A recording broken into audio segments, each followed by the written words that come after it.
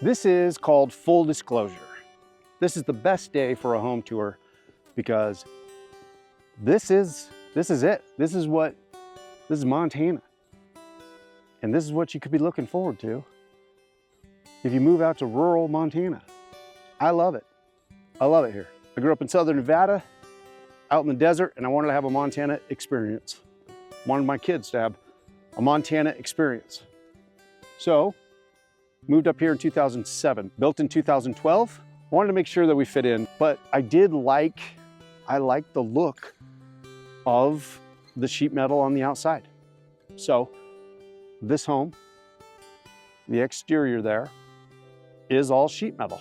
And the roof, which you can't see right now, but it is a really heavy gauge corrugated steel. And the purpose of that was to rust. It's about a 50 to 70 year roof is what they told me. I don't know that I got that in writing anywhere. But I can see that because we've now been over 13 years. It was supposed to rust. It hasn't rusted all the way. When it rusts, it actually closes the pores and it slows down the rusting and the oxidation process.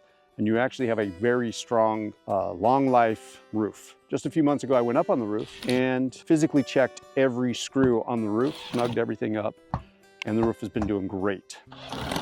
The decks, these are all rough cut fir from our local Reed Point lumber mill, B&J sawmill. I love that place. Go over there. It's very affordable. It's great wood. It handles the weather. All this timber is super old and it's all done great. Tons of years of life in our decks and all of our outside woodwork and the woodwork inside, which we will see here in just a second. All of this stone back here, it's all native sandstone right out of where I dug in to do the foundation.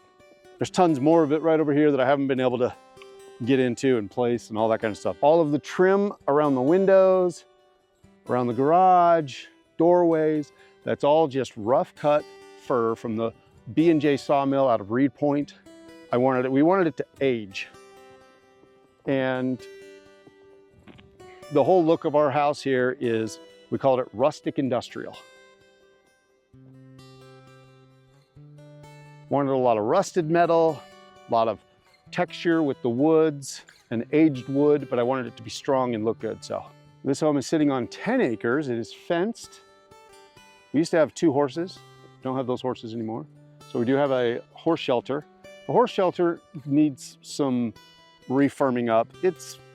Or it can just be torn down. And I was gonna possibly even tear it down and reuse some of that wood, it was reclaimed wood, and reclaim it again and take the steel off of the roof if I wanted to and use it in other projects. And I haven't done it, but it does for us just fine. It keeps things out of the weather that we want to keep out of the weather next to our chicken coop. We have a great well, which is saying a lot. A lot of people out here in this area don't have a well. They are sitting there dry. They have a cistern. A cistern is a water tank or a holding tank. You know, if you're from Montana, you probably know what a cistern is. I didn't know what a cistern was, so I come from Southern Nevada. We didn't have those. You just had water in a pipe coming from the city. But we have a great well down by our gate. It runs at 12 gallons per minute. We have several hydrants that can be used year round. The water doesn't freeze in the pipe, some kind of magic. About a year and a half ago, we actually leveled off a pad. It's about 100 foot long by 60 foot wide for ice skating. We did not put up the ice skate rink this year, but we actually ordered a huge plastic tarp and built up a little border wall that went all the way around so we could have winter ice skating. And there is a water hydrant right nearby it. And it's a great spot where you could build a shop. Let's go inside because I'm starting to look like a snowman. While we're on our way in, this entry is all native sandstone that came out of the foundation. All right, let's go inside and check things out.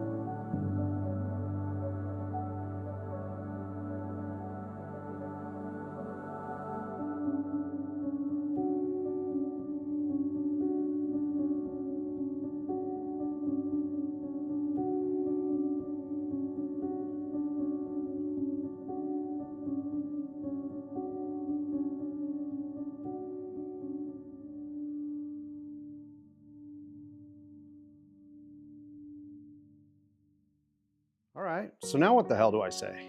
So let's go through the quick stats really quick.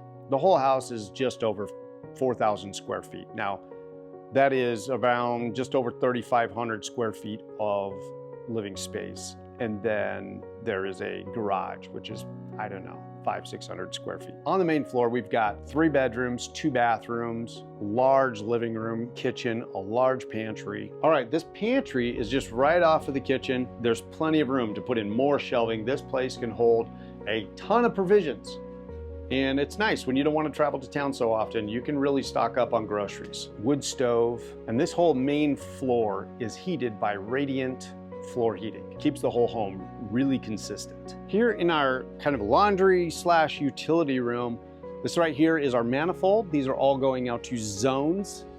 This is a pressure tank, and this is a pump. So you turn on the thermostat upstairs, that kicks on the pump, and it just sends hot water through all of these lines. And you'll actually hear the floor start to kind of flex. As that heat's going through there, it is expanding. And so you know when the floors kick on. That only lasts for a few seconds. The deck is about 10 foot wide by 66 foot long.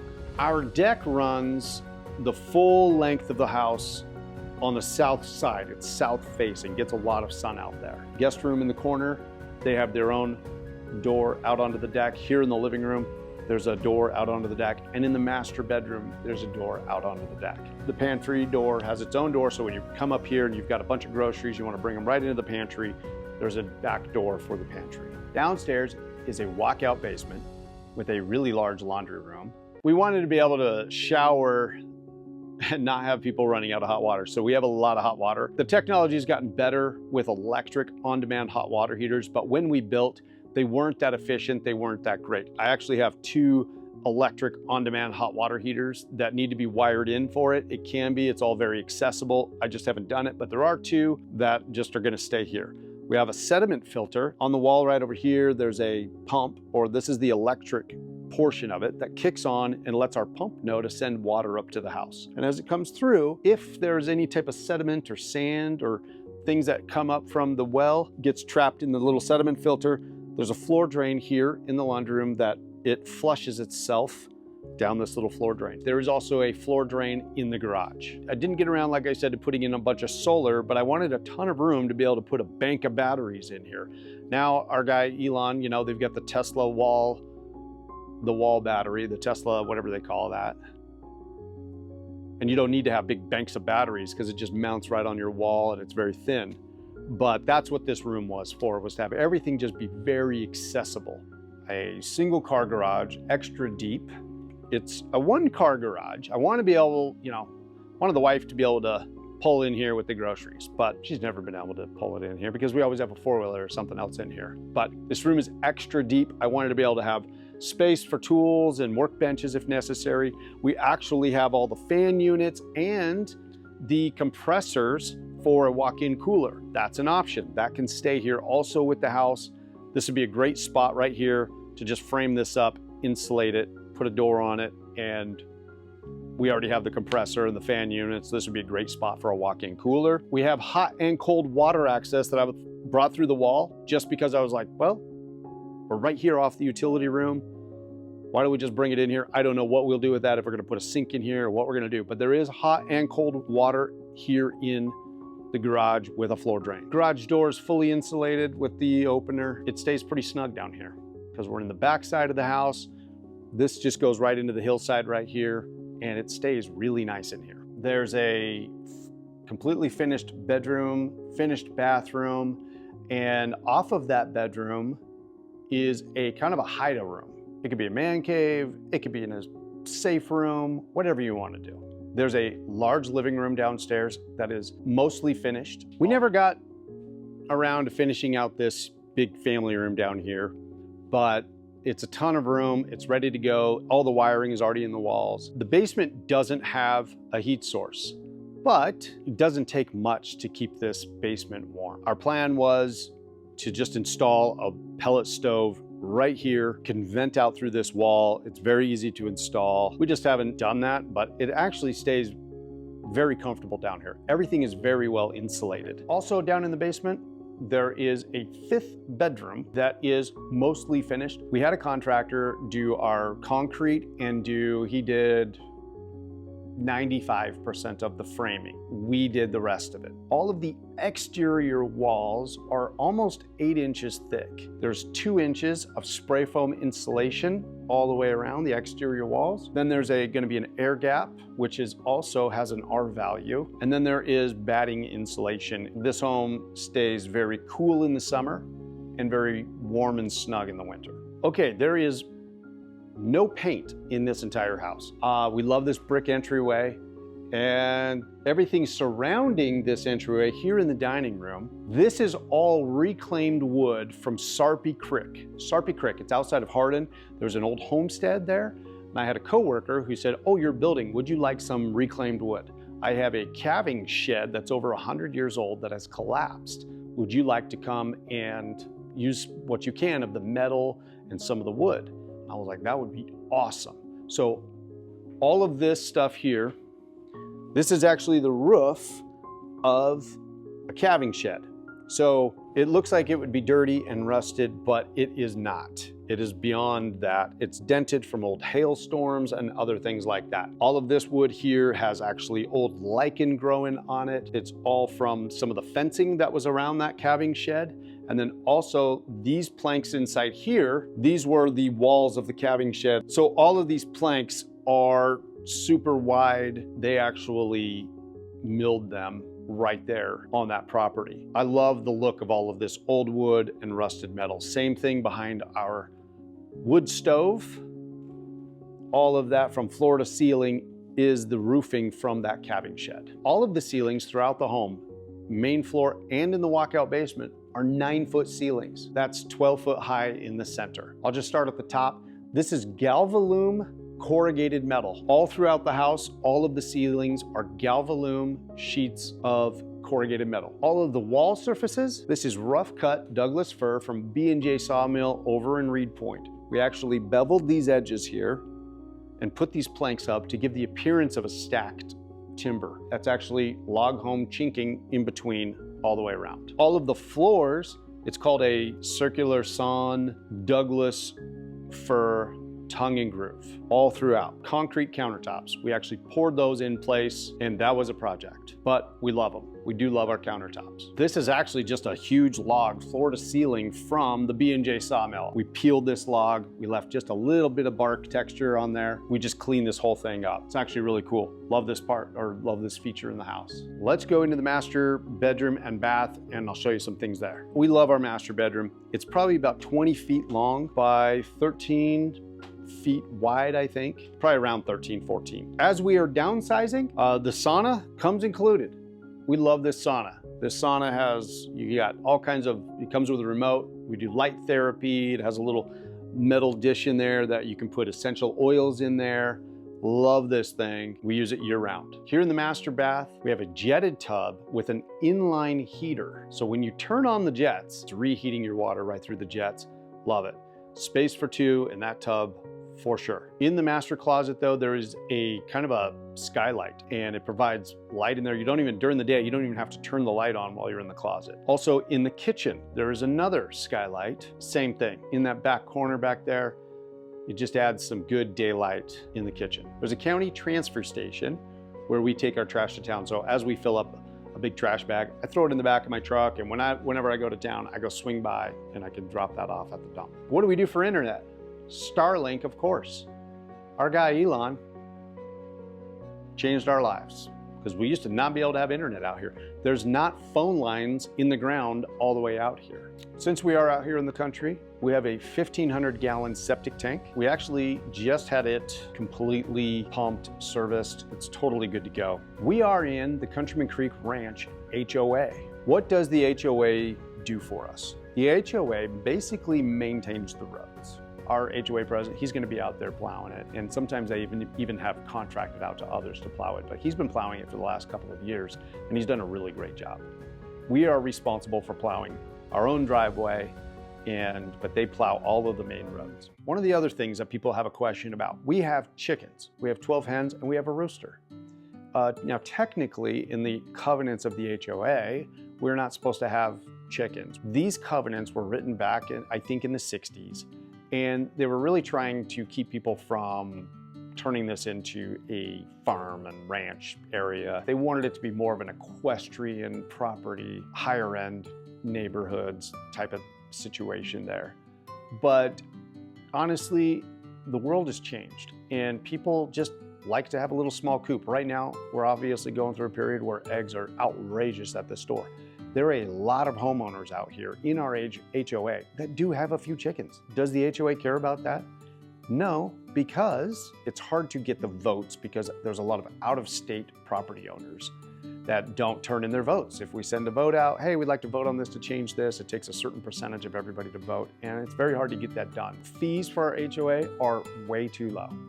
They are $200 annually. It's very reasonable, and they use that money to maintain our roads. Also in this HOA, there is community property. Our property on our south border, where our gate is, that's the south end of the property, and then our east end of the property are surrounded by community property. It's basically like a big park where nobody can own that or develop on that. It's open space so people can ride their horses on it or hike on it. It's not to be riding four-wheelers and racing around, tearing stuff up. It's to make you feel like we're spread out a little bit more and there is some room that you can go and enjoy nature without walking on somebody else's property. I really wanted to be able to be off-grid and not have to worry about somebody getting out here on the winter roads to refill a propane tank for our heaters or our kitchen or other things like that.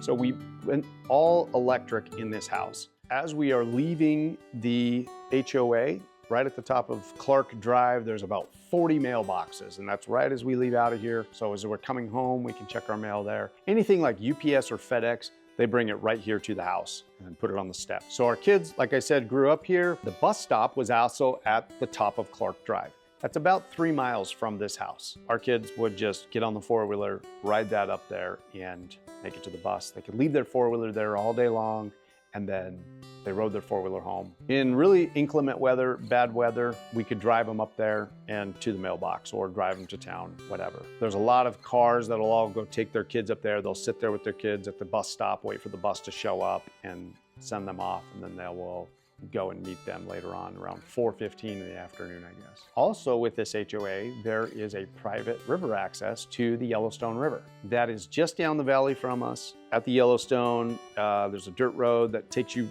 right up to the water, basically. And that's something that we've used quite a bit. Wildlife in our area. What have we seen here? Sitting here at my dining room table one time, out of the corner of my eye, I thought, wow, that's a really large dog trotting through our yard. And when it came up here, it was actually a young cow elk. And she just trotted right up through here, went right through my driveway, and I was sitting here and I'm like, well, there just went an elk. So we do get elk around here. We have spotted them across, just off our property down here, just across the way. We've sat here, we've looked at elk. Occasionally we have a bear. Somebody will text and say, hey, there's a bear in the area, make sure you trash it, whatever. There are raccoons in the area. Several times we have bald eagle go flying through the valley, be out on the deck, and they'll fly down lower than where we're sitting out on the deck. Sandhill cranes, many, many mule deer, occasionally white-tailed deer, many wild turkeys. I mean, a lot of wild turkeys. We have owls. Occasionally you'll hear coyotes, many songbirds. We get a lot of bluebirds. We actually have many little birdhouses right off of our deck here. Each spring we clean those out and then they will build a new home in there. So wildlife abounds. Okay, maybe some people are curious as to why we're selling. It's been a wonderful place to raise our kids and have a family. It's kind of, we realize there's a season for everything. And it's kind of the next season for us. And we are planning on doing quite a bit of traveling. So we're gonna downsize everything and we're gonna spend the next several years doing some traveling, and we just didn't wanna have to worry about this place. So there are a lot of mixed emotions about this place. We put a lot of effort and work into this home. I love this town, love this community. I have nothing but positive to say about this community. Really do love it. I don't know, we made a tough call that we're just like, hey, let's go do this. Let's go do this now. So that's where we're at with that. So that's our house, 148 Countryman. We're excited to share it with you. We love this place, but we wanted to just take this time to explain some of the finer details about it that we really love. You can either reach out directly to our agent, Donna West of Pinnacle Property of Montana, or have your agent reach out to her. Set up a time and come walk through this place yourself. Thanks, everybody.